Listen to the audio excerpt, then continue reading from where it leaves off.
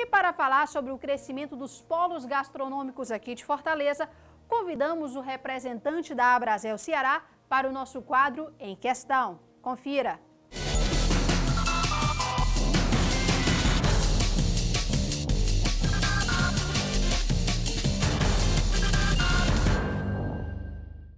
Já que o programa de hoje é um especial sobre gastronomia, nada mais apropriado do que trazer a Abrazel para o nosso Em Questão. Por isso, nós vamos conversar hoje com Carlos Mendonça, ele que é proprietário da Rede Piaf e também um dos diretores da Abrazel. Carlos, antes de mais nada, muito obrigado pela tua presença.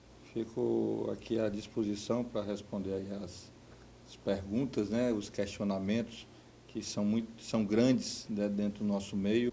Isso é verdade. E hoje a gente observa que está havendo um certo crescimento de alguns polos na cidade. Anteriormente nós tínhamos aqueles polos mais tradicionais, Centro, Montese, Prado Futuro, Varjota também, mas aí a gente vem agregando outros polos, o lado sul da cidade, e não podemos deixar de mencionar também Maraponga, entre outros. A que se deve esse crescimento desses polos? Alguns polos a gente observa que estão tendo um crescimento maior do que os outros? Olha, eu vou ser sincero, eu acho que houve um crescimento de 2, 3 anos atrás, por conta do próprio crescimento do país.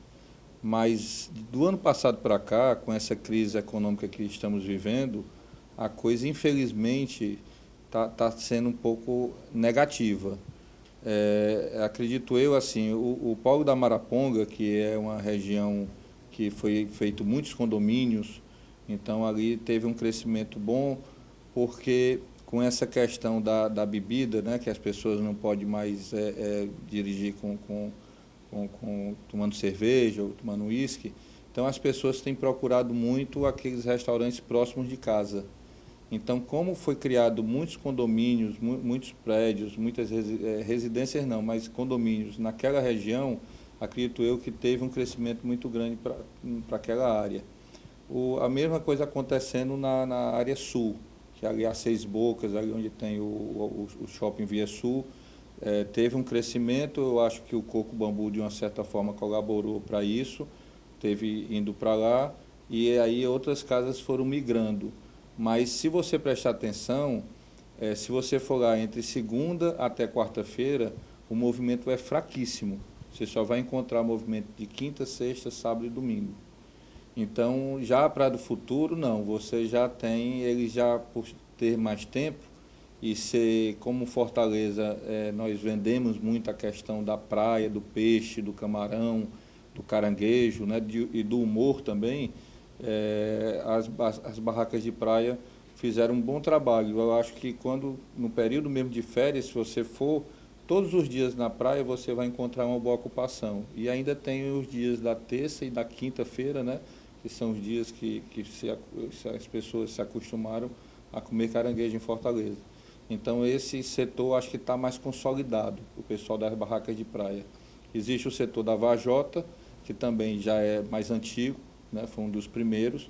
Se eu não me engano, hoje nós temos, acho que em torno de 120 a 140 restaurantes só naquela área da Varjota, né, então se tornou também um polo já bem conhecido, e isso acho que até divulgado já no sul do país, em áreas internacionais, em feiras internacionais, e isso também já dá uma certa estrutura para ele. Agora, no que diz respeito ao cardápio em si, as opções que os restaurantes oferecem, os polos diversos, o público cearense, até mesmo aqueles que nos visitam, eles procuram mais coisas típicas ou tem espaço ainda para uma culinária mais contemporânea, coisas mais modernas? Tem, ultimamente, justamente tem chegado à nossa capital restaurantes assim mais especializados, como até eu acho que 8 anos atrás, 5 anos atrás, a gente não falava muito em sushi, não se conhecia. Hoje você já vê um número expressivo de restaurantes nessa área, né? Churrascaria é uma coisa que em Fortaleza o cearense por si só adora carne, né? Então, apesar de nós fazermos nossa propaganda com peixe, com camarão, com a lagosta, mas as churrascarias que temos aqui em Fortaleza, eu acho que elas também trabalham muito bem com isso, porque eu acho que todo mundo gosta de carne, e elas são casas bem montadas, bem equipadas, né? Algumas surgiram até do subúrbio e vieram para o lado da aldeota, né? Podemos falar em algumas, como a Picando do Jonas, por exemplo, que era mais uma área mais já ali na região perto da rodoviária, e ele montou outra casa ali na Tiburcio Cavalcante. Então a gente vê justamente esse crescimento, a mudança também de polos, pessoas saindo de um polo indo para um outro, em busca justamente de uma divulgação e de um crescimento maior. E em contrapartida, você pode ver também os sanduíches, né? Existe a questão dos fast foods, no caso McDonald's, Habib's, que eles investiram, também têm investido muito também nos shoppings da periferia, por exemplo, Parangaba, Maraponga, Caucaia, né? Estão sendo montados shoppings justamente e buscando, trazendo essas marcas de franquia, como o Bebelux, que é uma franquia, uma marca nossa, né, aqui de Fortaleza, e está bem conceituada, e acredito eu que esses, Maracanaú também, né, tem o shopping de lá, como também Maranguape, tem levado essas franquias para lá. Então, eu acho que isso mostra que, de uma certa forma, as pessoas, no modo geral, tá deixando de existir vamos dizer, aquela barreira. Eu moro no Maranguape, eu moro no Maracanaú, eu só quero ir a um restaurante bom, eu tenho que ir ao Deota. Não. Hoje as pessoas encontram no próprio município, na própria localidade, restaurantes tão bons quanto você encontra na Aldeota. Continuando ainda falando sobre o cardápio, no que diz respeito aos preços, a crise ela afetou um pouco o preço do cardápio? Com certeza afetou, né? Hoje, o que é que os restaurantes têm feito? Eles têm procurado justamente promoções, né? Então, sem cair a qualidade, né?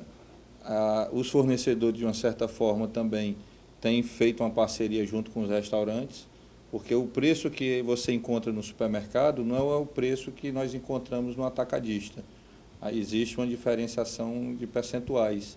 Então, nós conseguimos, como nós compramos uma quantidade maior, então você consegue fazer essa manobra, né? E é aquela história, o restaurante como um todo, ele tem um custo fixo.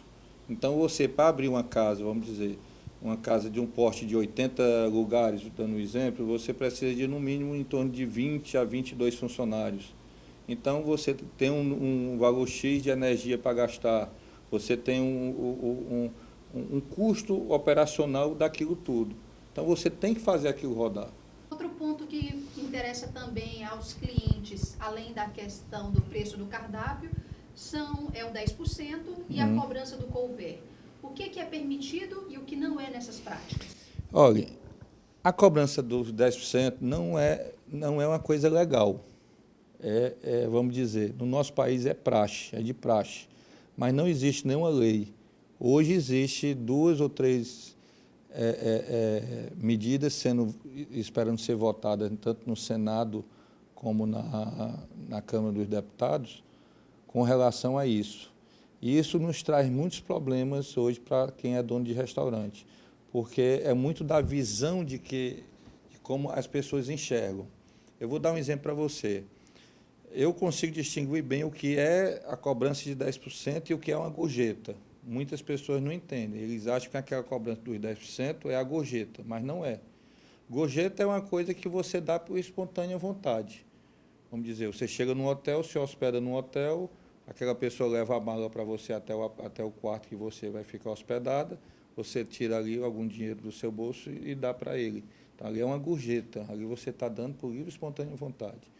A cobrança dos 10%, quando o restaurante coloca, mesmo sendo opcional, isso já cria um sentido inibidor. E o garçom, se ele souber trabalhar bem o cliente, então ele ganha, fora os 10%, ainda ganha bem a gorjeta. Porque se ele souber justamente paparicar, como a gente pode dizer assim, bem o cliente, mas não paparico de muita bajulação, tem que ser aquele paparico né, de técnica, de técnicas, porque ele tem que sentir, é o que eu digo muito para os meus funcionários. Eu disse, antes de vocês serem garçons, vocês têm que ser um pouco de psicólogos, para você sentir que aquele garçom, aquele cliente que está chegando ali naquele momento, se ele acabou de fazer um bom negócio, se ele brigou com a esposa, se ele fez um mau negócio, ele pode ter perdido dinheiro, ele pode ter perdido o emprego. Então, a gente tem que ter essa percepção para saber se ele quer conversa, se ele não quer muita conversa. Então, isso é muito importante. E, justamente, a taxa de serviço, eu, particularmente, eu acho errado no momento que o restaurante impõe aquela situação, porque, às vezes, o cliente não é bem tratado. No meu restaurante eu não cobro, eu deixo a mercê do cliente. Se o cliente achar que o garçom merece aquela gorjeta, né, que eu chamo de gorjeta, então ele dê aquela gorjeta. Mas a gorjeta é dado justamente sem nenhum envolvimento com nenhuma afinidade com o restaurante. O restaurante não tem nenhuma negociação com o cliente. Isso aí fica a critério do cliente e do garçom. E no que diz respeito ao couvert? O couvert é justamente, existe até uma lei, um artigo, que diz que você pode ser cobrado o couvert artístico. Agora, tudo isso também tem muito a ver, tem o ECAD, né, que nós somos fiscalizados pelo ECAD, que aí cobra justamente dos restaurantes que tem música ao vivo ou música autoral? Só música, como se diz, mecânica, né, que a gente chama. E eu, por exemplo, eu também tenho, lá no meu restaurante tenho, mas eu também não cobro o couvert. Porque eu acho o seguinte, eu faço como agora. Uma vez eu fui a um bar que só tocava blues, e eu não gosto de blues. E no final o garçom veio me cobrar. E não era barato, era R$ 15 por pessoa. Eu disse, amigo, você me desculpe, mas eu não vou pagar. Primeiro porque eu não sou obrigado a pagar pela música que eu não gosto de escutar.